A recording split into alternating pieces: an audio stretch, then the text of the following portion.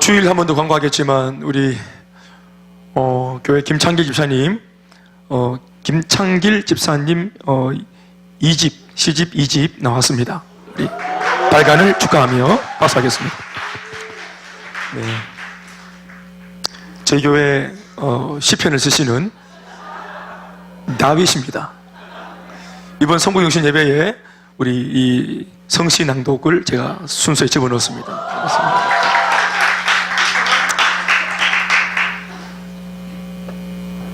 좋은 것 같습니다. 감사합니다.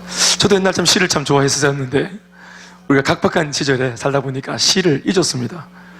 그래서 참 이 순수문학, 그림도 그렇고 음악도 그렇고 순수문학 그런 걸 우리가 묵상하고 좀 감상할 수 있는 그런 마음의 여유가 없는 삶이라 가지고 그런데 그런 부분에서 집사님이 또 한 가정의 가장으로서 또 이런 부분들을 좀 영위한다는 것은 참 좋은 도전인 것 같고 저희 교회에 아주 참 그런 신선한 충격을 주는 그런 대목인 것 같아서 참 감사한 부분이 있는 것 같습니다. 네, 그래서 제가 시집을 선물로 먼저 받았습니다. 주일 한번 광고할 건데 여러분들은 사서 읽어보시면 좋겠습니다. 네, 감사합니다. 우리 지난 수요일날 과메기 묵다가 갑자기 시집을 받았습니다. 네. 과메기랑 시집은 잘 안 어울리지만 우리 과메기 묵다가 갑자기 불현듯이 받았습니다. 너무너무 감사합니다. 제가 바로 한 절반은 지금 다 읽었습니다. 묵상하면서 또 읽어봐야 되겠습니다. 네, 참 감사하다 제가 노래를 한번 만들어가지고 이 곡의 그 가사에 제가 딱 드려가지고 우리 백선미 집사님이 부인이 한번 반주를 하게 만들어주면 하면 어떨까 생각을 하고 있는 중에 있습니다. 생각만 하고 있어요. 그래서 네. 알겠습니다. 네. 오늘 제목 같이 읽어보시겠습니다. 다윗이 들으니라. 저희는 지금 사무엘상 말씀을 묵상하는 가운데 있습니다. 사울왕, 이스라엘 일대 왕이었던 사울왕이 어떻게 변질되었고 또 불순종해서 그렇게 빛바랜 알곡이 되어서 사실은 죽정이가 되어서 그렇게 역사의 무대 뒤로 사라지는지 하는 이야기를 통해 우리가 그런 사울을 절대로 본받아서는 안 되겠다, 또 우리를 다시 돌아보는 회개하는 시간을 갖는 반면 더불어 역사의 무대 위에 다시 한 번 더 필요에 의해서, 요청에 의해서 하나님이 불러 세우신 다윗이 어떻게 세워지고 또 어떻게 또 일을 펼쳐가는지 하는 과정을 통해서 두 번째 교훈은 우리들도 다윗 닮은 이 시대의 새로운 일꾼이, 새로운 시대의 새로운 일꾼이 되고자 하는 그런 거룩한 마음, 또 사명에 대한 열렬한 또 기대하는 마음이 새롭게 자리매김하기를 주의 이름으로 축원합니다. 사울 왕을 통해서 배울 수 있는 교훈이 있고 다윗 왕을 통해서 배울 수 있는 교훈이 있습니다. 우리는 그래서 저물어가는 사울의 이야기와 세워지는 다윗의 이야기를 통해서 회개할 것은 회개하고 취할 것은 취하는 그런 영적인 지혜가 있기를 주의 이름으로 축원합니다. 오늘 본문을 보면 골리앗의 등장으로 인해 한순간 무기력해져 버린 사울 왕과 이스라엘 군대의 아주 초라한 모습이 기록되어져 있는 것을 보게 되었습니다. 오늘 본문 앞에 기록된 상황을 잠시 정리해 보자면 블레셋의 대표 주자로 나온 골리앗은 두 가지 형태로 이스라엘 군대에게 부정적인 메시지를 전달하고 있다고 제가 지난주 말씀드린 바 있습니다. 그 골리앗이 의미하는 것은 두 가지입니다. 하나는 보여주는 것을 통해서 이스라엘 백성들을 그러니까 무기력하게 만드는 거, 또 하나는 들려주는 것을 통해서 이스라엘 군대를 무기력하게 만드는 것. 그러니까 악한 사탄 마귀가 하나님의 백성을 잡아뜨리기 위해서 골리앗을 내놓았는데 골리앗이 마귀에 의해서 사용되어지고 있는데 그래서 골리앗이 상징하는 전략은 두 가지. 하나는 보여주는 것, 하나는 들려주는 것. 그래서 오늘 말씀은 아니지만 이전에 읽었던 본문 말씀을 보면은 골리앗이 어떠한 모양새의 사람인지를 성경이 아주 자세하게 묘사해 놓은 까닭이 바로 그것입니다. 그러니까 누구든지 골리앗을 딱 눈으로 확인하는 순간, 딱 보는 순간 바로 전의를 상실하도록.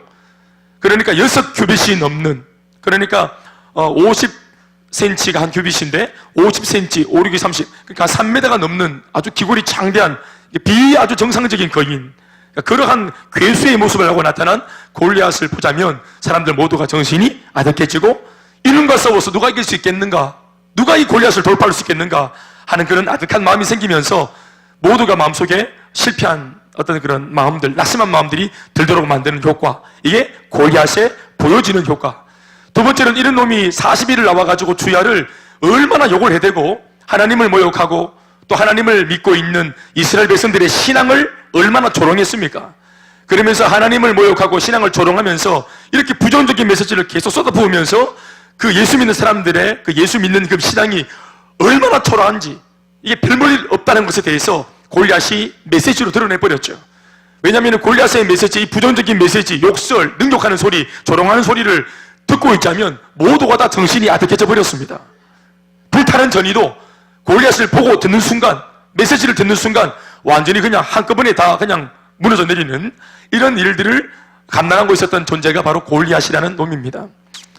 결국 40일 동안이나 아침과 저녁으로 쉬지 않고 푸보되는 골리앗의 조롱하는 소리 앞에서 사울 왕과 그리고 이스라엘 군대는 엄청난 두려움에 빠지게 되었고 정신이 아득하게 되어버렸습니다.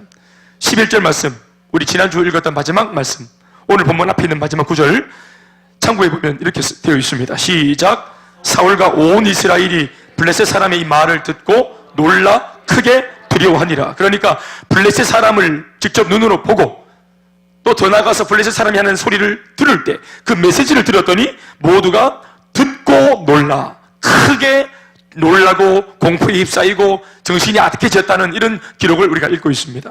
한마디로 이스라엘에게 골리앗은 두려움 그 자체가 돼버린 겁니다. 골리앗 그러면 그냥 바로 그냥 막 다리에 힘이 쭉 빠져버리는 그런 존재가 골리앗입니다. 40일이면 짧은 기간도 아니죠. 한 달을 넘는 기간이니까 한 나라의 왕과 그 나라의 전 군대가 40일 동안을 욕먹고 40일 동안을 아침 저녁으로 조롱당하고 40일 동안 그 긴 시간 동안 매일 아침 저녁으로 부정적인 메시지를 보고 들으니 개인도 공동체도 신앙도 믿음도 완전히 공중분해 돼버리고 만 겁니다. 사람이 이렇게 40일 동안 막 그냥 부정적인 말을 듣다 보면 바보가 돼버립니다. 너는 못해, 바보야, 이걸 40일 들어보세요. 아침 저녁으로 미쳐버리거나 완전히 바보가 되는 겁니다. 더 희한하고도 놀라운 것은 아직 그 당시만 해도 실제적으로는 아직까지 아무도 골리앗에게 물리적으로 피해를 본 사람은 없었음에도 불구하고 사람이 40일을 쉬지 않고 부정적인 메시지와 또 볼거리에 이런 환경에 노출되어지자 개인도 공동체도 한 나라 전체가 일시에 마비돼버리고 많은 일이 일어난 겁니다. 훈련받은 그런 전문인 군대도 군사도 전문 군사들도 군사 훈련을 받고 훈련되어진 전문인 그런 직업 군인들도 또 장교들도 천부장 백부장 이런 장교들도 자신의 직업이 싸우는 군인인데도 이런 부정적인 메시지를 딱 듣고 보는 순간에 마음이 한 40일 들었더니 무너져 내려버린 겁니다. 이러한 기현상은 오늘 말씀을 듣고 있는 우리들에게도 시사하는 바가 굉장히 큽니다. 오늘 본문에 등장하고 있는 골리앗은 단순히 블레셋 장수의 이름이 아닙니다. 그 시절 그런 사람이 있었더라, 그런 고약한 놈이 있었더라 하는 옛날 이야기가 아닙니다. 개인도 가정도 골리앗도 공동체도 일순간에 제 기능을 마비시킬 만큼 강력한 힘을 가지고 있는 이 골리앗은 사실은 지금도 버젓이 우리의 삶 속에 찾아와 버티고 서 있습니다. 우리 앞에 보여지고 있고 오늘 우리의 귀에 이 골리앗의 메시지, 그 부정적인 메시지가 지금도 우리의 귀에 울리고 있습니다. 경제 문제란 이름의 골리앗, 너 그래서 먹고 살겠나? 너 그래가지고 피를 먹고 살겠나? 거짓골을 못 면할 거다. 너 그런 식으로 해가지고 너 애들 키우겠나? 하는 또 다른 이름의 자녀 양육 문제라고 하는 이름의 골리앗. 너는 힘들었지만 자식이라도 제대로 키워야 될 거 아니냐? 네 그렇게 해서 전망이 있나? 네 애도 보니까 지금 공부하는 폼이나 이 자세를 보니까 또 성적표 보니까 앞날만 전망이 딱 나온다 뭐 이러면서 이런 골리앗입니다. 이게 우리 애들 성적표가 골리앗이에요. 내 남편 연봉 그게 골리앗입니다. 우리의 미모가 골리앗입니다. 그걸 볼 때마다 이래 되겠나 싶은 마음이 들지 않습니까?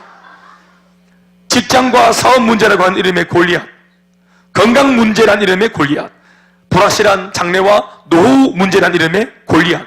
이 골리앗이 바로 그 놈입니다. 옛날에 사울왕과 훈련받은 전문 이스라엘 군대의 정신과 마음을 아득하게 만들었던 바로 그놈 그 골리앗이 오늘 우리의 삶에 들어와 있는 그 골리앗입니다.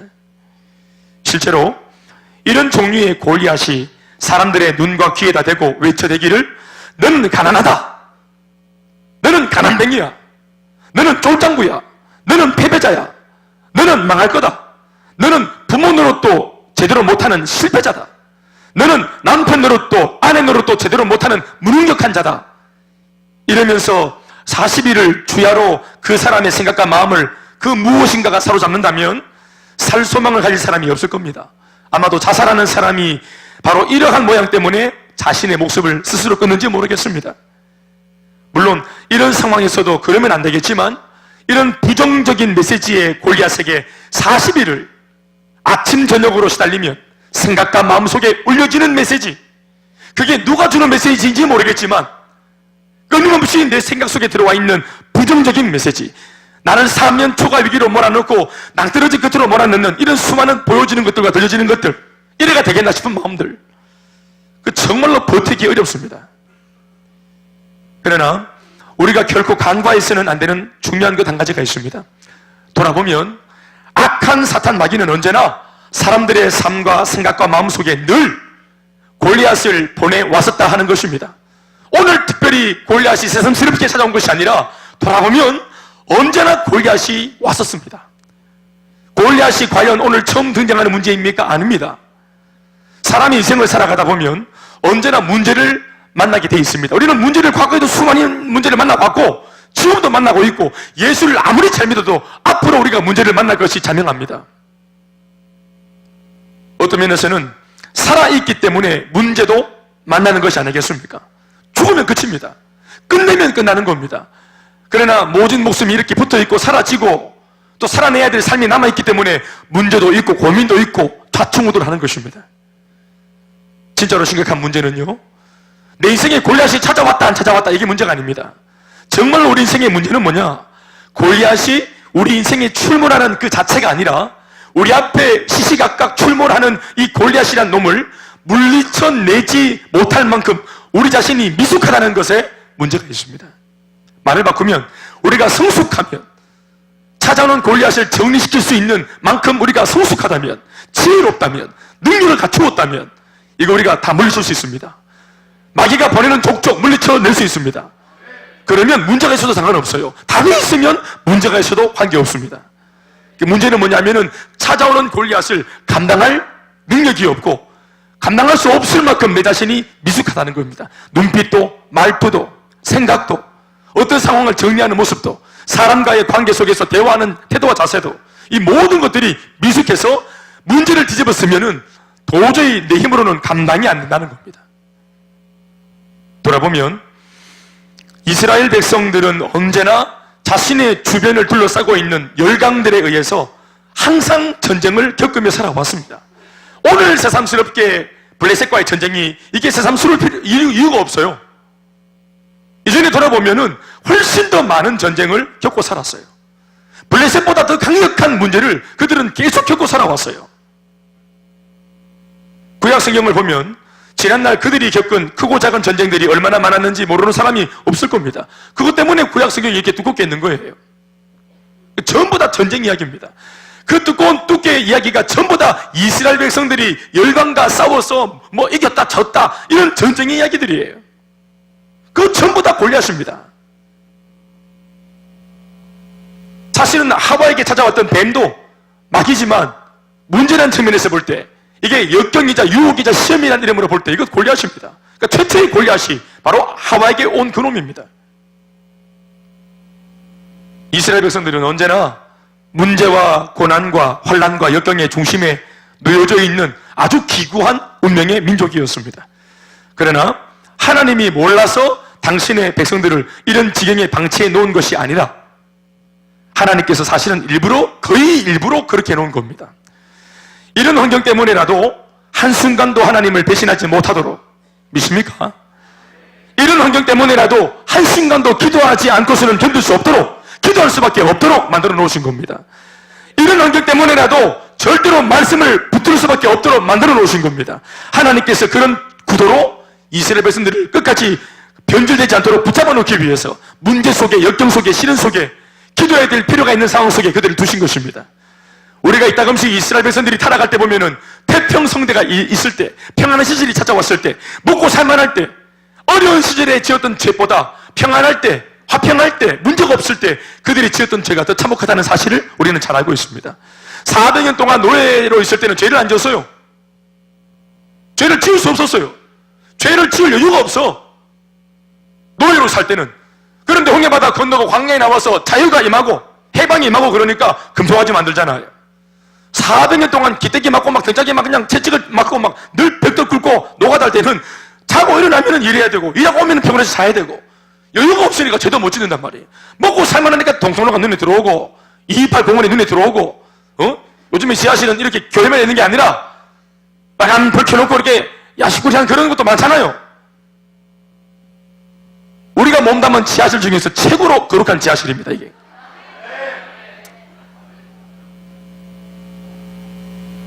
그러니까 평안할 때, 그러니까 하나님께서 의도적으로 이 땅을 살아갈 때 우리가 육신을 입고 있기 때문에 예수를 잘 믿고 성령님 충만해도 한순간 언제든지 나타빠질 수 있는 존재라는 사실을 알기 때문에 주님이 때때로 우리 가운데 찌르는 가시와 같이 유익하라고 문제의 가시를 두시는 것입니다. 골리앗을 주님이 어떤 면에서는 허용하는 겁니다. 그러나 찾아오면 어떻습니까? 기도하면 되지 않습니까? 우리 하나님 계시지 않습니까? 공동체가 있지 않습니까? 복음이 있지 않습니까? 기도할 수 있지 않습니까? 아멘, 아멘. 오히려 우리가 답이 있는데 문제가 찾아올 때마다 답으로 문제를 해결하면서 우리가 가지고 있는 해답에 대해서 더 확신을 갖게 되는 겁니다. 내가 가진 복음에 대해서 물론 확신하지만 이 복음으로 문제를 한두 개씩 헤쳐나가며 기도해서 응답을 받으며 하나님의 살아계심을 정말로 우리가 경험할 때 우리의 옅은 믿음이 짙어지고 뿌옇던 믿음이 짙어지는 것입니다. 이 역할을 하는 것이 바로 뭡니까? 그게 바로 문제입니다. 그러니까 멍청한 마귀는 오히려 이 문제와 역경을 주지만 우리가 믿음으로 이런 것들을 역기응해서 날아오를 수 있다 이 말입니다. 그러니까 어떤 면에서는 사탄 마귀가 우리한테 계속 땔감을 주는 겁니다. 땔감. 우리가 타오를 수만 있다면. 아멘, 아멘. 문제와 환난의 땔감을 다 불러 태워버리면 죄가 되지 않겠어요? 오히려 우리의 주를 향한 열정의 불을 더 타오르게 만드는 땔감밖에 안 되는 거지요. 그 문제라는 것이. 아멘이십니까? 환난과 문제 때문에 우리는 더 기도할 것이고 더 타오를 것이고 응답 주신 주님 앞에 더 확신을 가질 것이고 주님을 더 사랑하게 될 것입니다. 아멘, 아멘. 결국 간증이 뭡니까? 환난과 문제를 이겨낸 그 이야기들이 간증 아닙니까? 왜 간증이 없습니까? 환난과 문제가 없는 것이 그게 간증 없음이에요. 사탄은 실컷 우리한테 문제 주고 우리는 기도해서 이 문제를 오히려 간증으로 만드는 이 어떤 그런 역전 이야기. 아멘, 아멘. 그러니까 그것을 우리가 기도할 것을 담보로 하나님이 골리앗을 허용하시고 우리가 주님을 붙잡을 것을 주님께서 이걸 알고 계시기 때문에 때로는 문제를 허용하시는 것입니다. 그래서 이전보다 더 충만하라고 골리앗을 만나기 전보다 더 뜨겁게 주님만을 의지하라고. 아멘, 아멘. 그런데 문제는 이 골리앗 앞에 골리앗이 출몰하는 것이 문제가 아니라 출몰해대는 크고 작은 골리앗을 감당할 수 없을 만큼 우리가 영적으로 바닥을 뻑뻑 기고 있다는 것이 문제인 것입니다. 문제와 고난이 많았지만 이스라엘 백성들이 하나님의 은혜를 구하고 겸손히 엎드려 간절히 기도할 때마다 하나님은 얼마나 많은 상황 속에서 때마다 일마다 언제든지 하나님께서는 그들의 편이 되어주시고 그들을 대신해서 싸워주시는 전쟁에 능하신 하나님이셨습니다. 이미 모든 문제에 해답되시는 하나님을 자신들의 인생의 중심에 모시고 있었기 때문에 문제가 많든 적든 그런 것 따위는 아무런 문제가 되지 못하는 것입니다. 이전에 이스라엘의 역사를 들여다보면 오늘 나타난 이 골리앗 따위는 감히 문제라고 할 것 가치도 없는, 문제라고 할 수조차도 없는 별것도 아닌 상황이라고 우리는 말할 수 있어야 하는 것입니다. 아멘이십니까? 그들은 홍해를 건넜잖아요. 400년 자기를 잡고 있던 장기집권으로 잡고 있던 그 강력했던 고대 시대에 강력했던 초강대 국가 애굽도 그들이 물리치고 탈출했잖아요. 광야를 돌파했잖아요. 가나안 땅에 들어와서 애굽 도속을 정리했잖아요. 여러분 다 아시다시피 골리앗이 누구의 후예입니까? 바로 그 가나안 땅의 아낙 자손의 네피림의 후예들 아닙니까? 그런데 그 아낙 자손은 전부 다 골리앗인데 골리앗이 여러분 한두 명도 아니고 골리앗이 그냥 마을을 이루고 사는 거예요. 이 집 문을 열어도 골리앗, 저 집 문을 열어도 골리앗, 슈퍼마켓 아저씨도 골리앗, 세탁소 아저씨도 골리앗, 다 동네가 다 골리앗입니다. 남자도 골리앗, 여자도 골리앗, 다 골리앗이에요. 그게 가나안 땅에 그게 그 당시 상황이었다 이 말이에요. 그런데 골리앗 덩어리들도 전신에 막 천지비가리가 다 골리앗인데 골리앗 덩어리들도 믿음으로 그들이 순종해서 이겼잖아요. 그런데 오늘 갑자기 골리앗 한 해가 이게 왜 문제가 됩니까? 너무 별스럽지 않습니까? 새삼스럽게? 따라합시다. 새삼스럽게. 그럼요. 그런데 오늘 갑자기 새삼스럽게 골리앗 하나가 나타난 것이 왜 문제가 되고 있습니까? 이스라엘이 누굽니까? 우리가 알고 있는 성경을 통해서 배우고 듣고 익히고 있는 우리가 우리의 삶의 모델로 삼고 있는 이스라엘이 누굽니까? 하나님의 은혜로 홍해를 갈랐던 백성이 있잖아요. 하나님의 은혜로 여리고를 무너뜨렸던 백성, 하나님의 은혜로 가나안에 살고 있던 그 수많은 골리앗의 조상들을 단숨에 제압하며 지금까지 새로운 신기록을 거듭 갱신하며 달려온 기적의 민족이 아닙니까? 아멘 아멘. 역전의 용사들입니다. 그런데 오늘 이깟 골리앗 하나가 왜 이토록 큰 문제가 되고 있는가 말입니다. 그것은 골리앗 때문이 아니라 이 골리앗 한 사람이 주는 고난도 감당할 수 없을 만큼, 단 한 사람의 골리앗도 이겨내지 못할 만큼 하나님으로부터 멀어져 버린 이스라엘의 불신앙의 문제인 것입니다. 신앙 없음의 문제, 기도하지 않음의 문제, 영적으로 끼어있지 못함의 문제입니다. 문제가 아니라 그 문제를 맞닥뜨리고 문제를 지금 감당하고 있는 이 사람의 영적인 댐댐이가 문제인 것입니다. 본문을 보면 골리앗이 하나님을 모욕하고 하나님의 백성인 자신들의 신앙을 조롱하기를 40일 동안을 그렇게 했다고 적고 있습니다. 오늘 본문의 16절 말씀입니다. 다 같이 읽어보십시다. 시작. 그 블레셋 사람이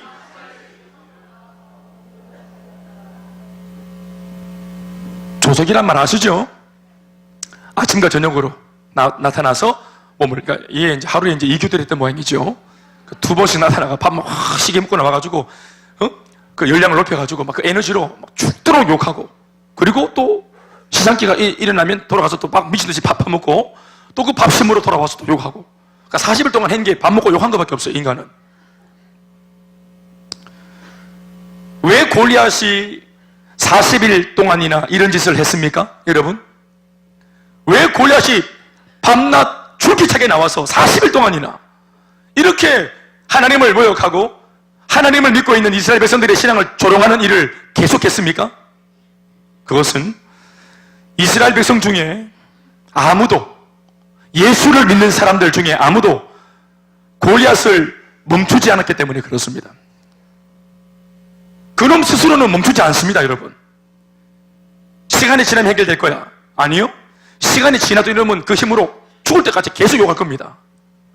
이놈이 지나가면 또 다음 골리앗 2가 등장할 겁니다. 이거 예수 믿는 우리 쪽에서 멈추지 않으면 계속되는 겁니다. 이 상황. 세상은 답이 없습니다. 이 골리앗을 제어할 수 있는 유일한 힘은 교회에 있습니다. 예수를 믿는 사람들에게 있습니다. 복음을 알고 있는 사람들에게 있어요. 돈으로 막을 수 없고 하나님을 조롱하는 이 골리앗을 이걸 제거하는 그 힘이 세상 어떤 단체에도 없습니다. 뭐 다른 이야기인지 모르겠지만 오늘 제가 목욕을 하고 왔거든요. 목욕이라는 거 아시죠? 잠시 좀 잤어요.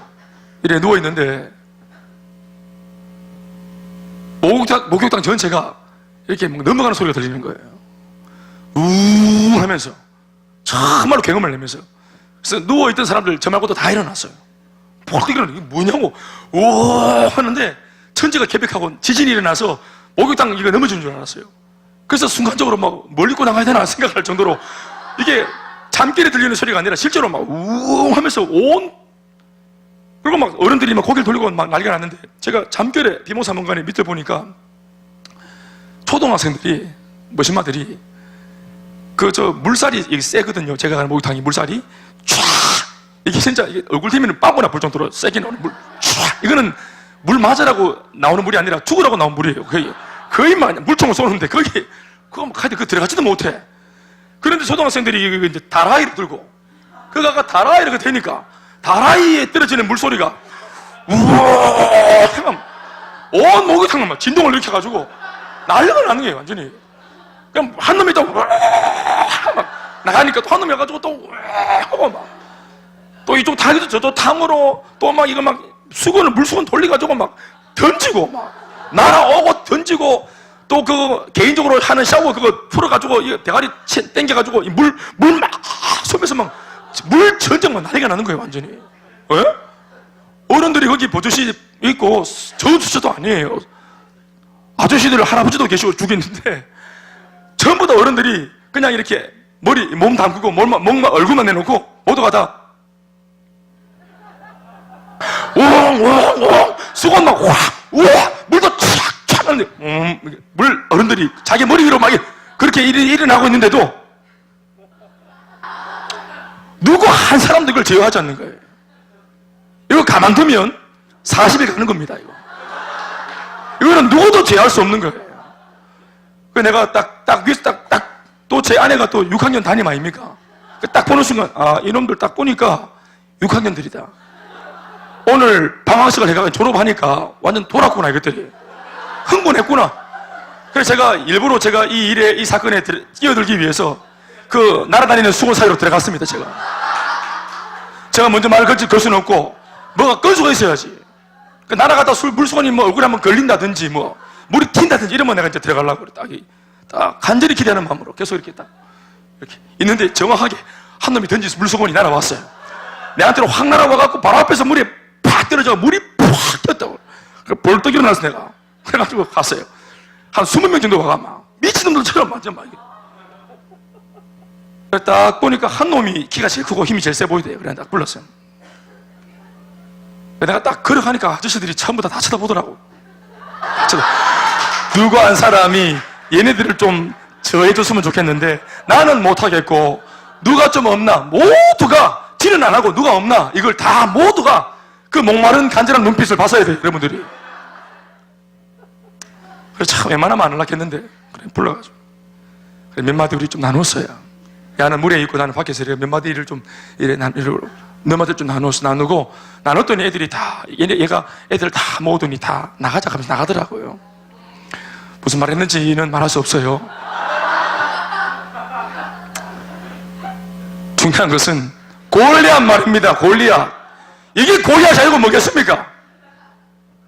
이거 목욕탕에서 미쳐가지고 나대는 아를 뭘로 이걸 제어하겠냐 이 말입니다. 요즘에 어른들은 아들 싸움에 괜히 끼었다가 난리 난단 말이에요. 애가 또 막 한 대 맞았다 개사고 막 아저씨가 물 먹겠다 개사고 가서 엄마한테 이렇게 틀고 하면은 복잡해지는 겁니다. 완전히. 또 CCTV 돌리고 복잡해진다 이 말이에요. 그래서 요즘에 남의 일에 잘 관여 안 하잖아요.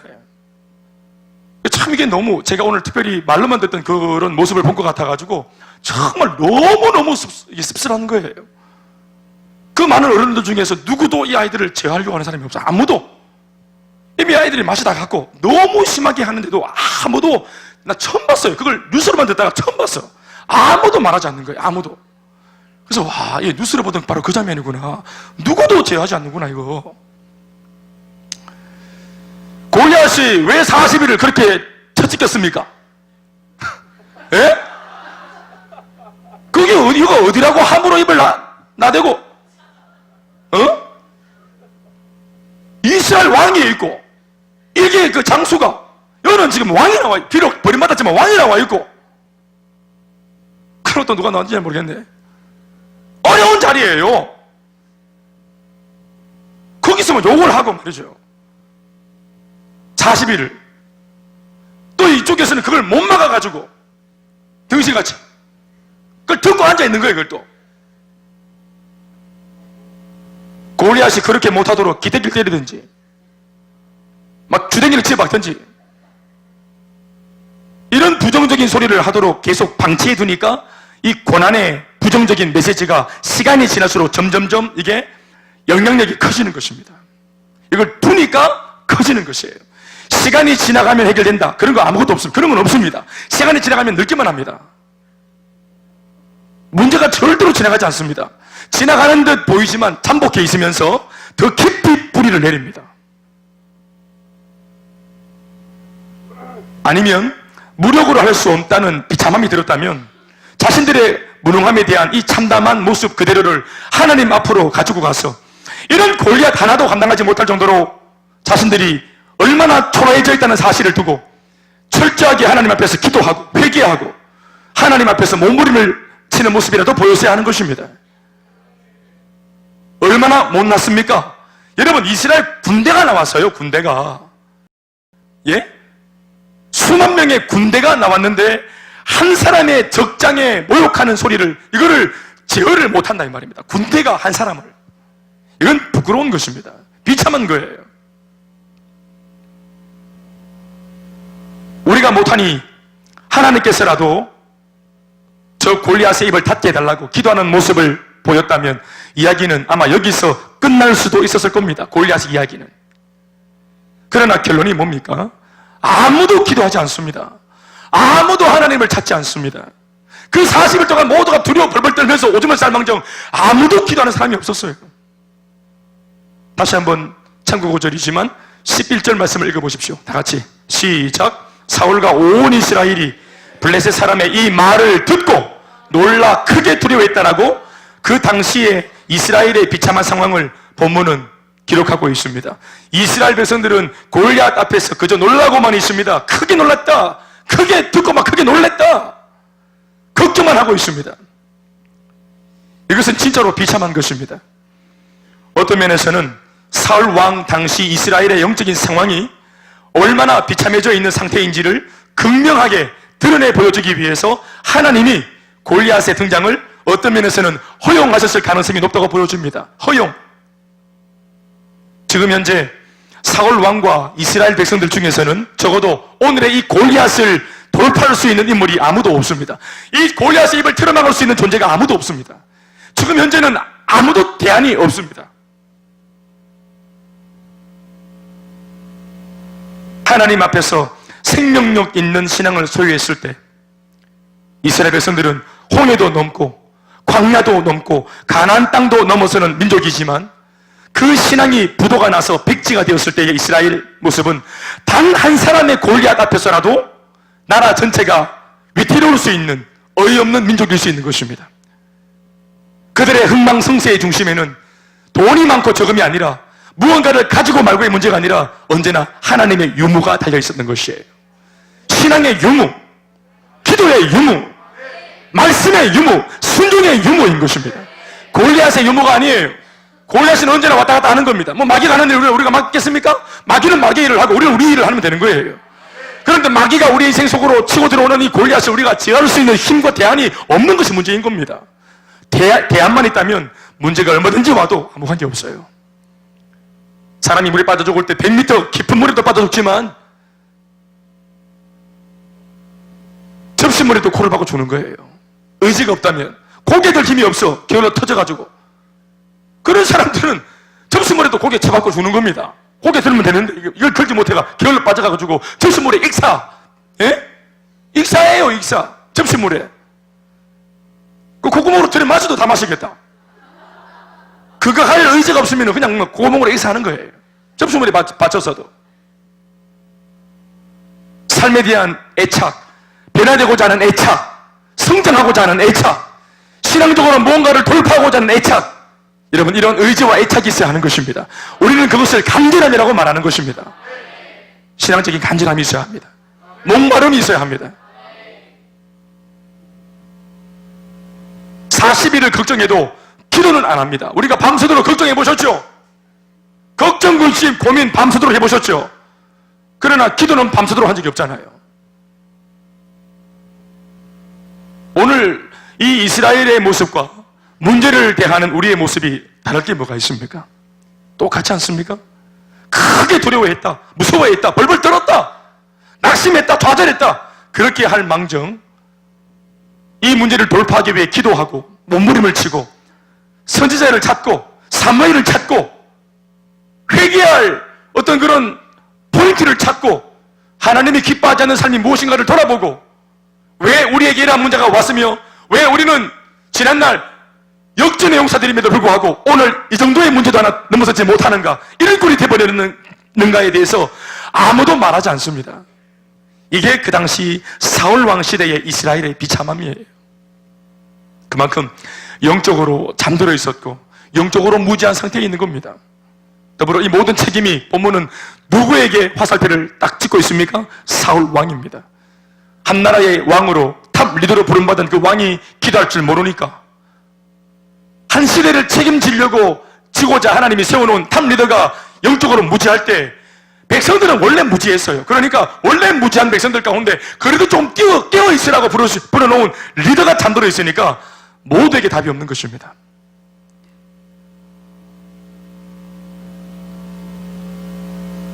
그러므로 이스라엘은 절대로 하나님을 떠나서는 안 되는 민족입니다. 하나님 없이는 아무것도 할 수 없는 민족입니다. 그러나 하나님이 함께 계시면 세상 천지 두려울 것이 없는 민족이며 못할 것이 없는 민족이 바로 이스라엘 민족인 줄 믿습니다. 그것은 예수 믿는 우리 역시도 마찬가지인 줄 믿습니다. 아멘이십니까? 충만하면, 성령으로 충만하면 세상에 못할 것이 없고 주님의 은혜가 떨어지면 접신물이 찾아와도 그 고난에 머리를 박고 자멸하는 것이 오늘 우리들의 입장이에요. 바로 이때 하나님께서는 드디어 준비한 다윗을 이 전쟁의 현장으로 불러들입니다. 사울은 불순종으로 인하여 실패한 인물입니다. 이미 실패한 인물입니다. 인물이 실패한 인물이 되어버리면 그 사람이 책임지던 현장도 그 순간 실패한 현장이 되어버리는 것입니다. 사람이 실패하면 그 사람이 맡고 있는 사역도 실패하고, 사람이 실패하면 그 사람이 책임지고 있는 현장도 실패의 현장이 되고 마는 것입니다. 사람이 실패하면 그 사람이 이끌고 있는 가정도 실패하는 가정이 되어버리고, 그 사람이 어떤 사람이냐에 따라서 그 사람이 몸담은 현장의 운명이 좌우되는 겁니다. 우리는 그래서 운명론이 아닙니다. 복된 곳이 따로 있고 명당이 따로 있는 것이 아니라 복된 우리가 들어가면 복이 없는 자리도 복이 있어지는 것이에요. 그래서 자리보다 사람이 중요한 겁니다. 아멘이십니까? 그런 면에서 오늘 하나님께서는 새로운 시대를 열고자 하시는 당신의 뜻을 이루기 위해서 오늘 새로운 인물을 역사의 무대 위로 등단시키고 계시는 것입니다. 새로운 인물이 새로운 시대를 여는 것이기 때문에 그렇습니다. 난세에 인물이 난다고 하듯 고난의 시대에 참 인물이 나오고 그 단 한 사람의 인물이 새로운 시대를 열어가게 되는 것입니다. 중요한 것은 지나간 이 지금 변질되어서 버림받은 이 사울 왕 말고 새로운 인물이 빨리 세워져야, 중요한 것은 이스라엘 백성 전체가 사는 겁니다. 공동체가 사는 거예요. 아멘이십니까? 본문에 기록된 바와 같이 다윗이 이러한 맥락에서 오늘 전쟁터에 출몰하고 있습니다.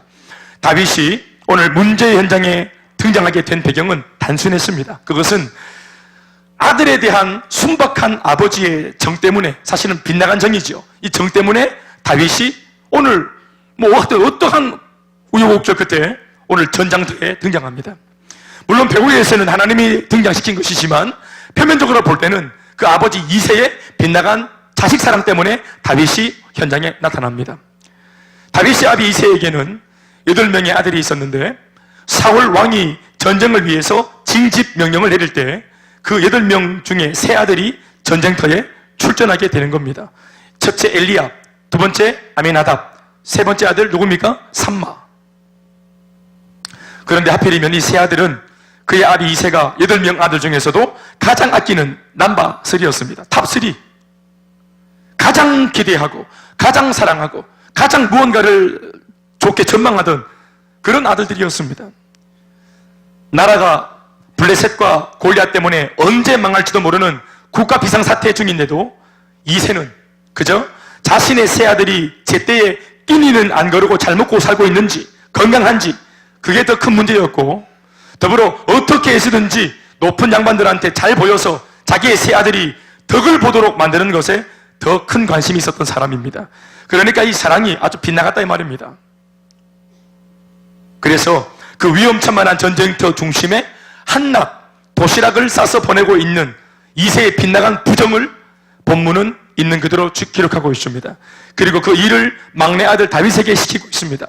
12절부터 18절까지 다 같이 읽어보시겠습니다. 다 같이 한 목소리로 읽죠. 시작. 다윗은 유다 베들레헴 에브라 사람 이세라 하는 사람의 아들이었는데, 이세는 사울 당시 사람 중에 나이가 많아 늙은 사람으로서 8 아들이 있는 중. 13절 시작. 13절 열어두세요. 시작.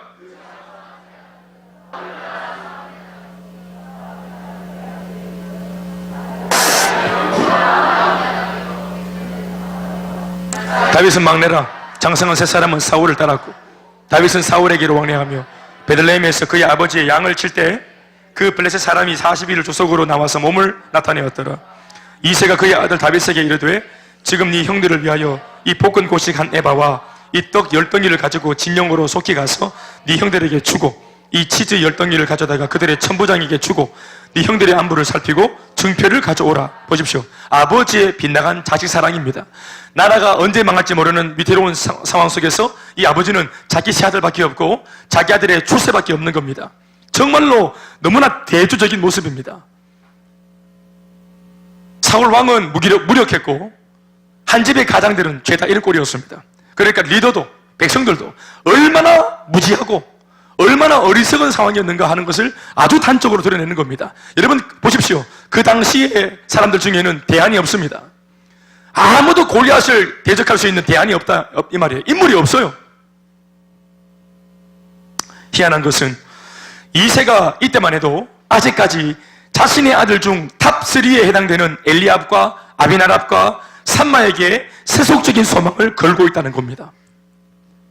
그와 그의 가족들은 얼마 전에 분명히 하나님께서 주의 종 사무엘 선지자를 통해서 말제 아들 다윗을 이 나라의 차기 왕으로 정하셨다는 메시지를 들은 바 있고, 또 직접 자신들이 보는 앞에서 그 주의 종 사무엘 선지자가 다윗에게 기름 부으심을 주는, 기름을 붓는 행위, 그리고 기도해주는 행위, 이것을 직접 눈으로 목격한 바 있는 사람들입니다. 만약 그 사건을 진심으로 그 당시에 이 아버지 이새와 그 형제들이 하나님의 메시지로 인정하고 신앙으로 받아들였다면 그 이후 아버지 이새는 다윗에게 대한 태도가 달라졌어야 옳습니다. 또 자신의 세 아들에 대한 빗나간 야망도 내려놨어야 옳습니다. 심지어 앞으로 왕위에 오르게 될 다윗을 위험한 자리로부터 보호하고 때가 될 때까지 잘 인도해 주는 것이 아비로서의 말씀을 들은 선견 지명, 주의 종으로부터 아들이 어떻게 될 것이라 하는 이 말씀을 들은, 메시지를 들은 아버지로서의 도리가 될 겁니다. 그러나 결과적으로 볼 때 주의 종 앞에서 기도받을 때는 기도받을 때고, 일상으로 돌아왔을 때는 어제의 사건과는 무관한 비신앙적인 삶이 이어지고 있습니다. 그러니까 새 아들에게 더 세속적인 야망으로 뭔가를 기대하고 하고 있고, 나라가 위태로울지라도 새 아들만 잘 먹고 잘 살면 된다는 이런 태도로 접근하고 있고, 심지어 그 위험한 전쟁터에 어린, 정말로 10대 중반의 어린 다윗을 그 위험한 천만한 자리에 도시락 그거 몇 개 가지고 보내고 있는 이런 꼴을 지금 하고 있는 거지요. 뭐 그래도 괜찮습니다. 그럼에도 불구하고 하나님께서는 이토록 협조할 줄 모르는 미성숙한 사람들의 잘못된 결정들을 통해서도 당신의 선하신 뜻을 얼마든지 이어가시는 분이시기 때문에 그렇습니다.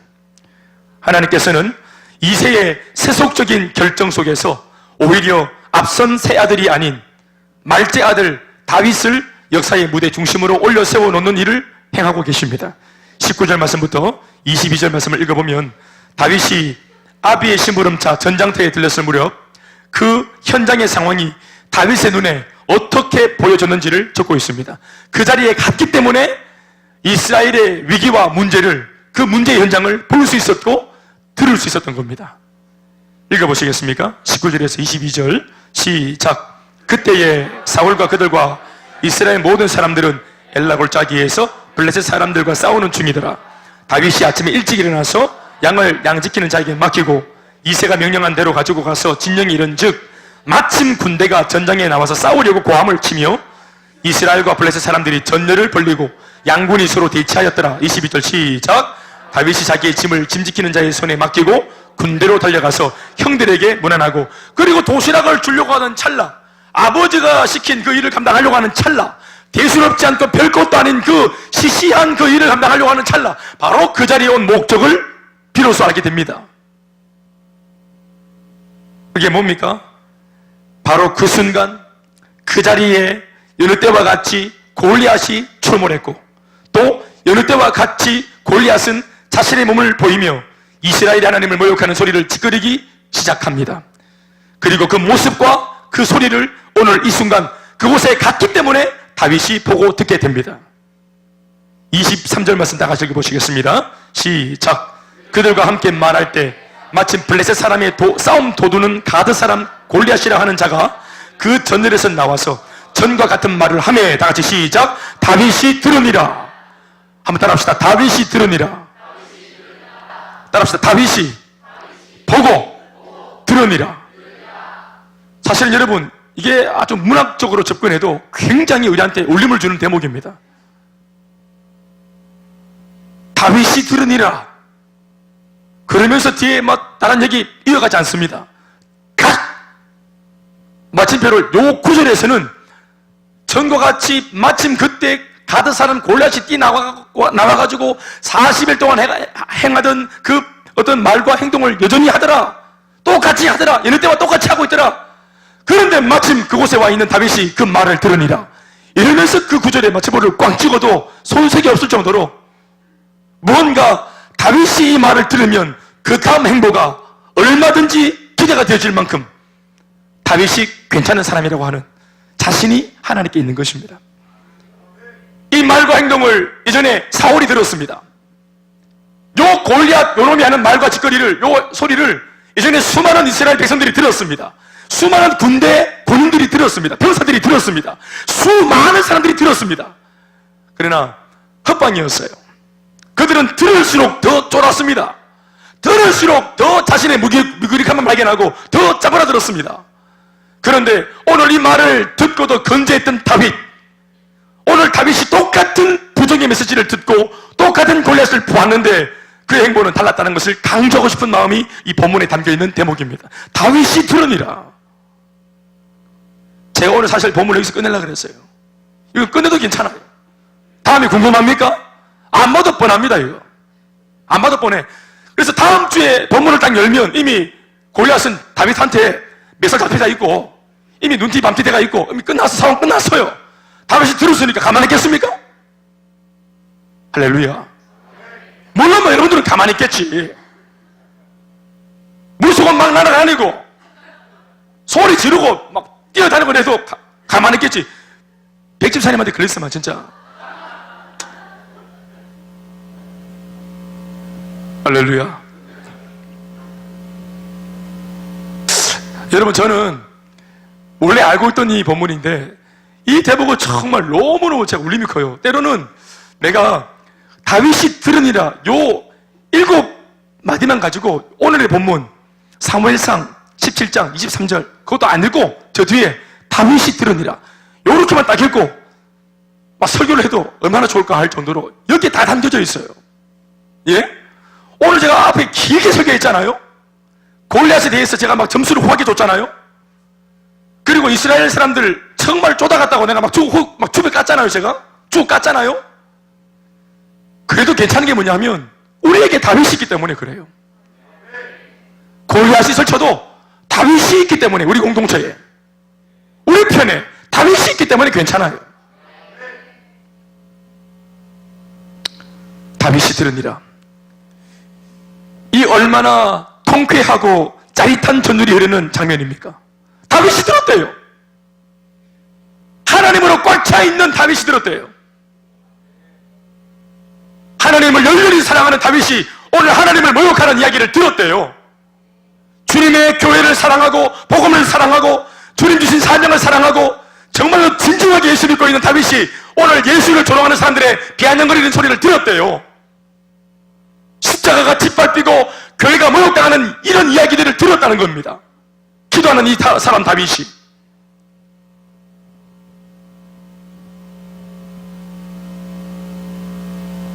골리앗을 다윗이 보고 듣게 된 이 순간을 성경은 단순히 아주 짤막하게 다윗이 들으니라 라고 극적으로 적고 있지 않습니까? 거기에 모든 것이 담겨있기 때문에 그렇습니다. 하나님이 자신 있는 거예요. 다윗을 거기에 내놓고, 이 장면은 적용해 보자면, 물론 이 적용거리가 사실 그 당시의 상황과 볼 때 만분의 1도 안 되겠지만, 그러나 우리 삶에 이 장면을 끌고 들어오면 마치 이런 것과 같은 것입니다. 늘상 못 살겠다고 다투고 싸우는 부부의 싸움 소리와 한숨 소리를 온 동네가 예전부터 다 알고 있는데, 열렬히 예수 믿고 하나님을 사랑하고, 그리고 양육을 받고 훈련받고 복음으로 충만하고 늘 기도하기를 영혼을 붙여달라고 기도하는, 문제 만난 사람을 붙여달라고 말하는 기도하는 행복모임 사역자가, 전도자가, 사명자가 어느 날 그 시끄러운 부부가 살고 있는 아파트 라인으로 이사를 간 겁니다. 그리고 이사한 첫날부터 그 부부의 그 싸움 소리를 들은 겁니다. 이때까지 그 아파트 사람들 다 들었어요. 들을 때마다 모두가 땅값 떨어진다, 아파트값 떨어진다, 집값 떨어진다, 아이고 문제 같은 기, 모두가 다 이렇게만 말할지언정 답을 못 주고 있었는데, 두려워하고 있었는데, 기도 충만하게 하고 문제 만난 가정과 사람들을 붙여만 달라고 말하는 기도하는 행복모임 리더가 마침 그 집 라인 위에 윗집에 이사를 가서, 아랫집을 할까요? 아랫집에 가서 위에서 쿵쾅거리는 이런 청량 소음을 들었어요. 들으느라 신앙 없는 것들은 잠 못 잔다고 아마 비명을 지를 겁니다. 짜증을 부리고. 근데 기도하는 사람은 이렇게 새벽 늦게까지 저렇게 더그럭 소리를 낼 정도로 싸우는 저 가정의 문제가 뭘까?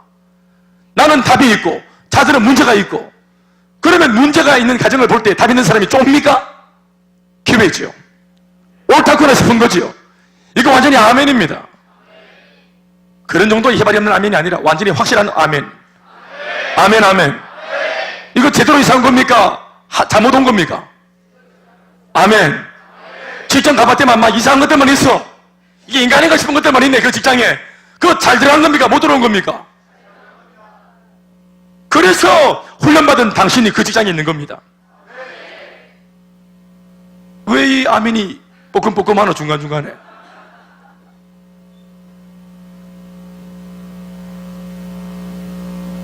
우리 저 부교육자들이 하는 말이, 저도 부교육자 옷을 벗은 지 이제 얼마 안 됐지만 8년쯤 됐습니다만은, 담임 목사님들이 하시는 말씀들은, 야 요즘 이거 신학교에 쓸만한 일꾼이 전도사님들이 없다는 거예요.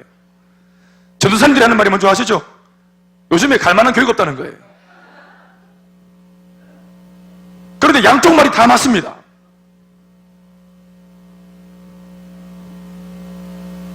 답을 가지고 있는 사람한테는 어딜 가도 현장으로 보이는 겁니다.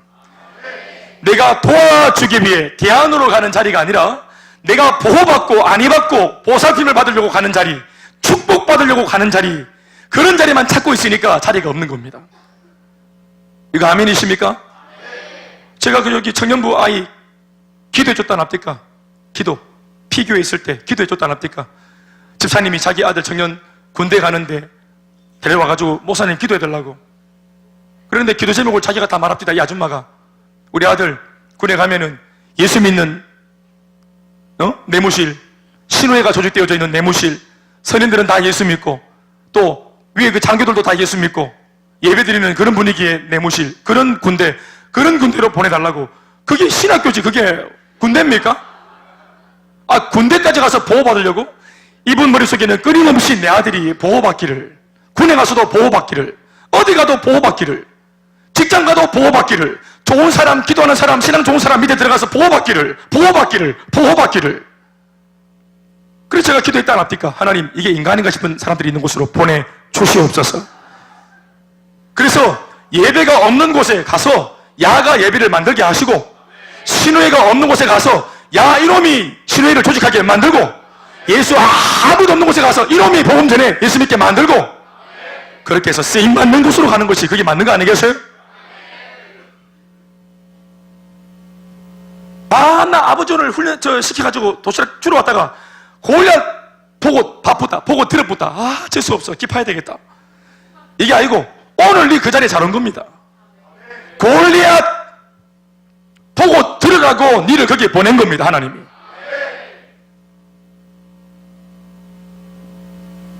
그러니까 이런 문제 만난 가정을 만났어요. 그 소리가 귀에 들어왔어요. 기도하는 이 행복모임 사역자가 가만히 있겠습니까? 그 행복모임 사역자가 들으니라. 마침표 꽝 찍으면 끝난다. 그 다음날 돌아오는 주일날 여기 등록하고 있을 겁니다. 그 사람. 아멘 아멘. 정신 차리고 보면 3개월 뒤에 양육 보고 있을 것입니다. 아멘 아멘. 민석이, 우리 찬양기대 민석이 찬양하고 정말 보기 좋다. 할렐루야. 민석이라는 청년이 있다는 소리를 제가 들었어요. 민석이가 이런 스타일이다. 네, 들었어요. 할렐루야. 민석이가 우리 교회 온다는 소식을 들으니라. 김 목사님. 민석이는 이런 스타일의 청년이라는 말을 김 목사가 들으니라. 그럼 또 문제가 하나 왔나? 또 속 시끄럽겠네. 나 어떻게 하면 좋지? 이런 마음이 들면은 그거는 이제 실력이 없는 목사입니다. 그러니까 왔구나. 그래 왔어요. 여기 와야지. 네가 어디 가겠노? 잘 왔다. 그래 뭐 성격 조금 개팍하나? 잘 왔다. 뭐 좀 예의 없나? 뭐 괜찮다. 뭐 영식언이 좀 없나? 뭐 괜찮다. 그래 한번 해보자. 사는 여러분, 오늘 이 아이 앞에 찬양하고 있잖아요. 시근이 돌아왔습니다. 시근이 회복됐습니다. 예의가 회복되고 있습니다. 얼마나 좋아졌는지 몰라. 민석이, 우리 옛날에 민석이는 여러분 눈으로 인사했잖아요. 눈으로 안녕하세요. 목사님 안녕하세요. 눈으로 인사했어요. 요즘에는 몸으로 인사하죠. 몸으로 안녕하세요 이렇게 인사. 시근이 돌아왔습니다. 괜찮아. 뻣뻣한 것들 다 괜찮아요. 다 데려오세요.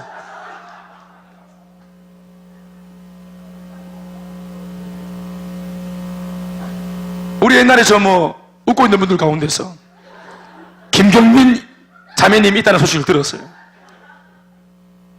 김병래 형제님 같은 분이 있다는 말을 들었어요. 이런 가정이 있다는 말을 들었어요. 신경아 들었어요. 최지혁 들었어요. 이거 다 들었어요. 제가. 그래 목사가 나는 일꾼을 보내달라고 기도했는데 왜 자꾸 내가 일이 많노? 하나님 일꾼 말입니다. 일거리 말고 일꾼을 보내주세요. 일거리 말고. 그런데 전부 다 하여튼 말이에요. 아주 똥찌가르게 해가지고 오는 거예요. 모두가 그들의 아우성, 불평, 원망, 삶에 대한 신음하는 소리, 이런 염려, 걱정, 근심하는 소리를 기도하는 암흑의 목사가 들었더라. 주님께서 알고 붙이시는 것입니다. 오늘 여러분들의 귀전에 누군가의 소리가 들려지고 있습니까? 그것은 우연이 아닙니다. 하나님께서 하필이면 여러분을 그곳에 있게 하셔서 그 소리를 들을 수밖에 없도록 만들어 놓은 하나의 장면입니다. 어떤 사람이 아우성을 듣습니까? 죽겠다는 사람들의 말을 듣습니까? 못 살겠다는 사람들의 아우성을 듣습니까? 절규를 듣습니까? 비명을 듣고 있습니까? 애 때문에 미치겠다, 남편 때문에 죽겠다, 아내 때문에 죽겠다, 인생 살기 싫다라는 말을 듣고 있습니까? 그 소리가 수많은 사람들의 귀에도 들렸지만 그들은 그들을 감당하지 못했습니다. 그래서 오늘 우리들의 귀에까지 그 소리가 들려오는 것입니다. 기도하는 우리가 이것을 듣고 있는 이유가 뭐겠습니까? 아니, 우리의 귀에 하나님이 그들의 비명의 소리를, 절규하는 소리를 집어넣어주는 이유가 뭐겠습니까? 우리를 움직이시려고 하는 것입니다. 어디선가 도움이 필요하다는 소리, 어디선가 헌신이 필요하다는 소리, 어디선가 일꾼이 필요하다는 소리, 어디선가 물질이 필요하다는 소리를 듣게 된다면 하나님께서 듣게 하신 것이라고 믿고 거침없이 현장 속에 몸을 담궈야 할 줄로 믿습니다. 그것이 준비된 일꾼의 행동과 태도입니다. 재수 없다고 말하지 마십시오. 운이 나빴다고 말하지 마십시오. 내가 왜 이런 소리를 듣고 있는가? 이런 장면을 보고 있는가? 왜 하필이면 이런 사람을 만나고 있는가? 라고 말하지 마십시오. 주님이 반드시 나만이 감당할 수 있는 사람이기 때문에 내게 붙이시는 겁니다. 그게 고유 사명입니다.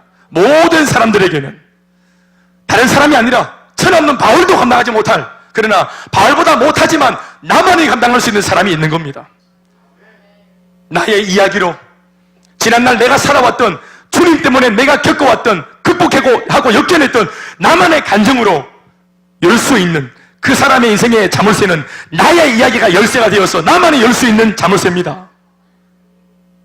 암병에 걸린 사람들의 가난한 마음은 암병을 가졌으나 기도하고 돌파해 본 사람들, 그 암병을 가지고 있는 사람들과 함께 간호하며 그 식구들과 같이 근사하며 눈물을 흘려봤던 사람들, 눈물을 품고 있는 사람들이 그 암병 걸린 사람들의 마음의 자물쇠를 열 수가 있는 것입니다. 단순히 복음 잘 전한다고, 말빨 화려하다고, 신앙 좀 좋다고 아무나 열어제 끄는 것이 아니라 내 인생의 열쇠로 열 수 있는, 나만이 감당할 수 있는 사람들이 내게 붙는 것입니다. 말씀 믿겠습니다. 오늘 다윗이 들었다는 이 이야기를 오늘은 교회가 들어야 하고 우리가 듣고 있습니다. 우리는 신문을 통해, 방송을 통해, 뉴스를 통해 어렵다, 힘들다, 전망이 어렵다, 어둡다, 이 나라가 어떻게 될 건가, 앞으로 어떻게 될 건가, 트럼프가 막 흔들어대고 북한이 흔들어대고 야당이나 여당이 충돌하고 입장 차이가 있고 경기가 어렵다 하고, 여러분 우리 이런 소리 한두 번 듣습니까?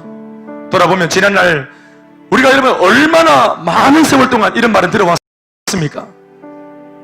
위기다, 어렵다, 이런 말, 경제를 살려야 된다, 우리 이런 말, 옛날 우리 일요일 밤에 이런 거, 그때도 경제야 공수해, 경제가 사람 자기 아들이에요. 경제를 살려주세요 하면서 사람들이 막 경제를 살리고, 이런 공수 이런 거 옛날 주병진 쇼트도 다 봤던 겁니다. 20년 전에. 그때도 경기가 어렵다, 한국 전망이 어렵다, 이런 소리 했습니다. 그러나 여러분, 하나님이 보호하사 우리나라 만세, 돈이 많아 부강한 나라가 아니에요. 나라도 민족도 열방도 우리 개인의 인생도 부부도 가정도 교회도 사역도 사명도 하나님이 보고 주시면 됩니다. 문제는 골리앗이 출몰했는가 유무가 아니라 만나는 골리앗의 경중을 떠나 오늘 내가 충만한가, 내 안에 신앙이 있는가, 내 안에 기도가 있는가, 내 살아있나, 이게 문제를 돌파할 수 있느냐 마느냐의 관건인 것이에요. 골리앗을 만나고 있습니까? 따라합시다. 아무 상관없습니다. 다 같이 아무 상관없습니다. 내게 주님 계시니 염려 없습니다. 내가 기도할 수 있으니 염려 없습니다. 다시 아멘하십시다. 그래가 있길 주 이름으로 축원합니다. 모든 영광을 하나님. 오늘 이 말씀